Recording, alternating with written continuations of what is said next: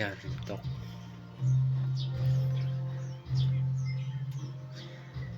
Kahit sa dami ng kasalanan mo sa isang babae o sa asawa mo, at pag ang babae na umayaw ay wala na ang pamilya na binuo. Pero pag ang lalaki ang umayaw, kailanman wala nang babalik ang pamilya,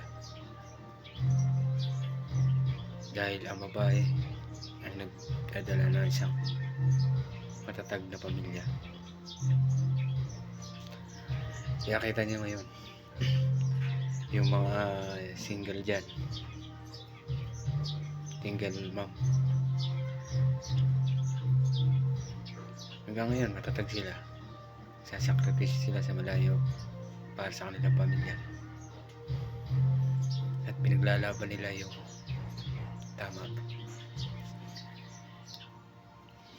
Pero ang lalaki puro kasiyahan, babae, sarili lang iniisip.